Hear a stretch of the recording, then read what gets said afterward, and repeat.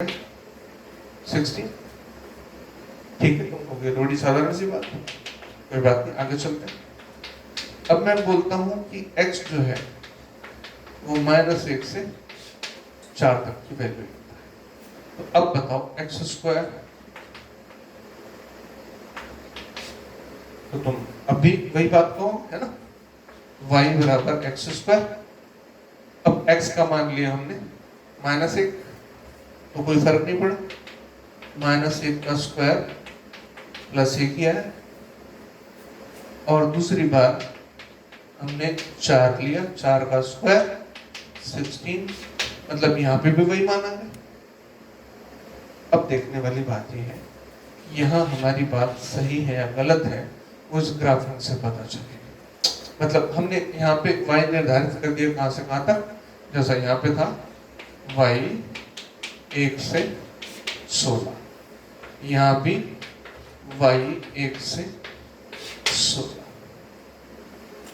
लेकिन ये दूसरा जो है, ये परिणाम गलत है। क्यों गलत है? अब ध्यान देखो, मैं x का मान -1, तो वो ठीक है कि y का मान +1 ही आएगा। उसके बाद जब मैं x का मान 1 से कम करता जाऊंगा 0 तक, तब y का मान 0 होगा।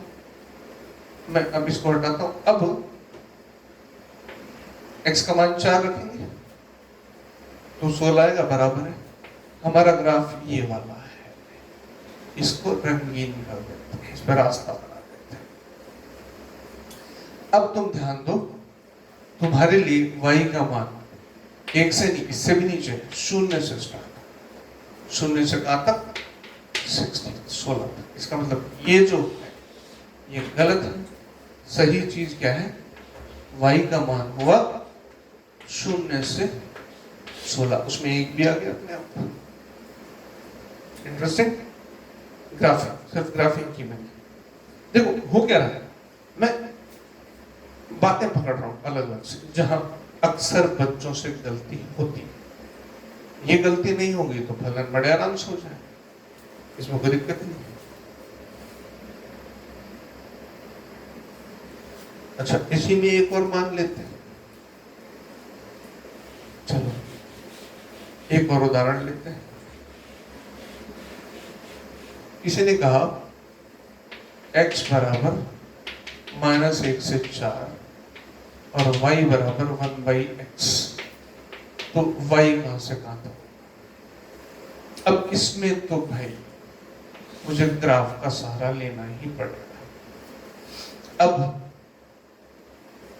जब x का मान -1 है तो -1 से 0 तक भी पहुंचेगा, तो y का मान जो भी होगा होगा तो ऋणात्मक, यानी 0 की स्थिति में ये अनंत पर होगा। यहाँ 0 रख दोगे तो अनंत जाएगा।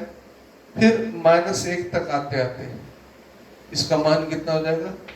1/-1 कितना हो गया? -1।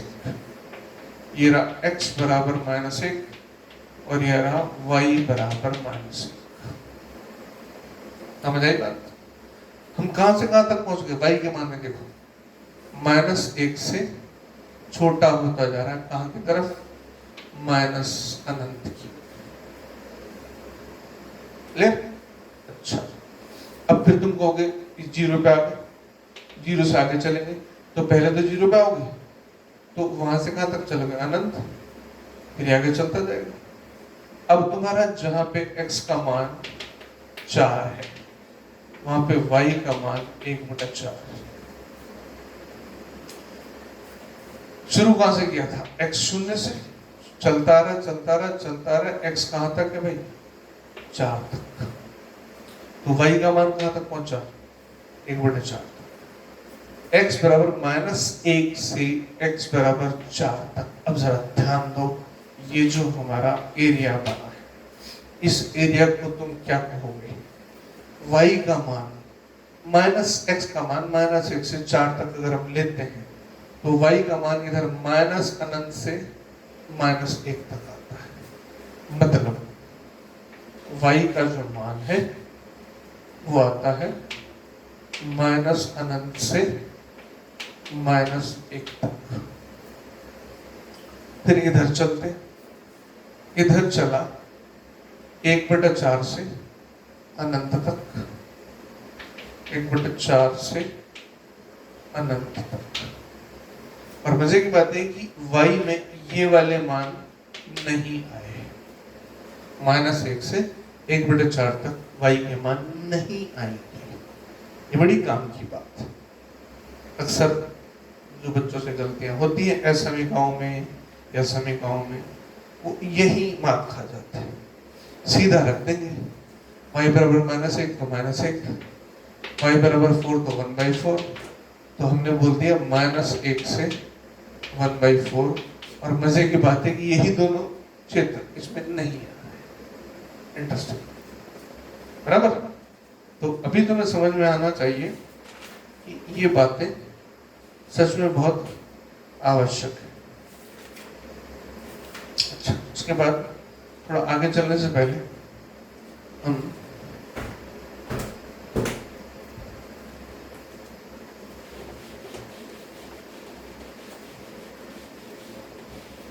संख्याओं का जो समुच्चय है उसकी बात कर लेते हैं। देखो, मैं सीधा, तुम 11th क्लास में पढ़ चुके हो अच्छे से, प्राकृत संख्याएं, पूर्ण संख्याएं, पूर्णांक, ठीक है, परिमेय, अपरिमेय, वास्तविक और सम्मिश्र संख्या। ठीक, देखो,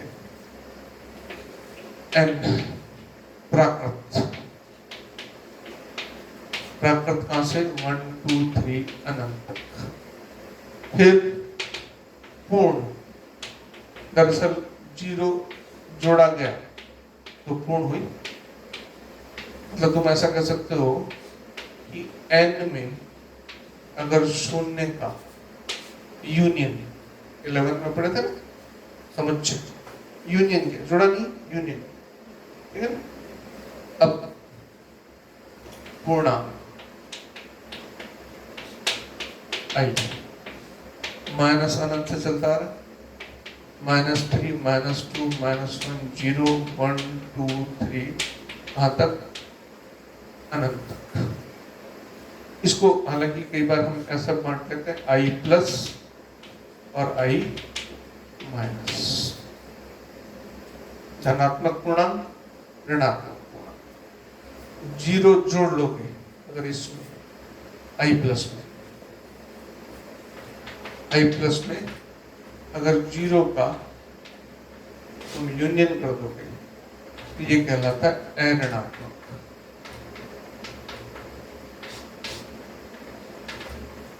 जीरो कैसे है राशि, न तो धनात्मक है न ऋणात्मक। ये धनात्मक में 0 जोड़ दो उसको अऋणात्मक कह दिया। ठीक, इसके बाद आता है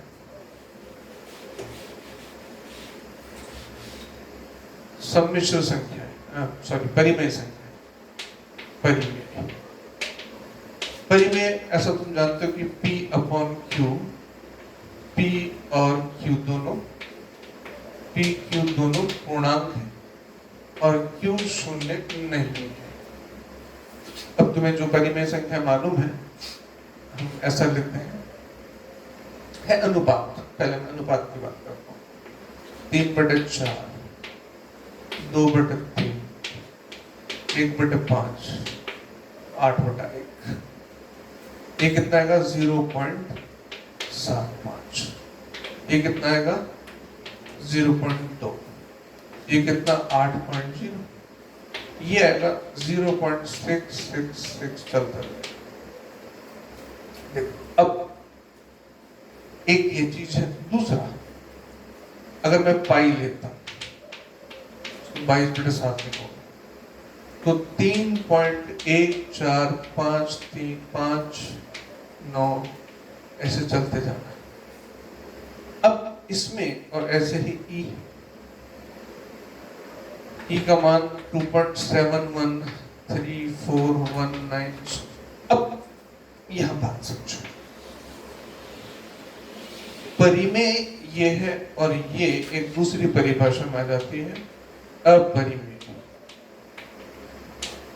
इसको Q से दर्शाते और इसको Q डैश से दर्शाते। परिमेय कब है?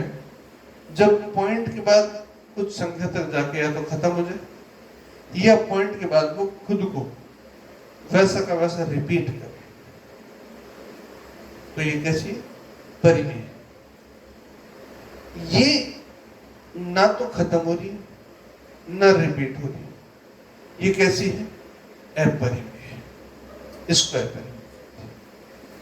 अब Q और Q डैश मिल करके ये दोनों बन जाती हैं रियल नंबर, वास्तविक संख्या। अब तुम ध्यान देते चलोगे, ये सब आगे चलता जा रहा है। वास्तविक संख्या से ऊपर कौन बैठा है? सम्मिश्र संख्या। अब मैं इसका जो है क्रम निर्धारित करता हूं। n से बड़ा कौन? प्राकृत संख्या से बड़ा कौन? पूर्णांक। पूर्णांक से बड़ा कौन? नहीं, प्राकृत से पूर्ण संख्या, पूर्ण से पूर्णांक बड़ा। उसके बाद Q, उससे बड़ा R वास्तविक संख्या है, सबसे बड़ा Z। देखो C कॉम्प्लेक्स प्राकृत संख्या को Z काटा ऐसे करके भी लिखते हैं। वहाँ C का चिन्ह है वो उपसमुच्चय जैसा लगेगा, इसलिए मैं यहाँ पे Z और उस पर काटा लगा रहा हूँ।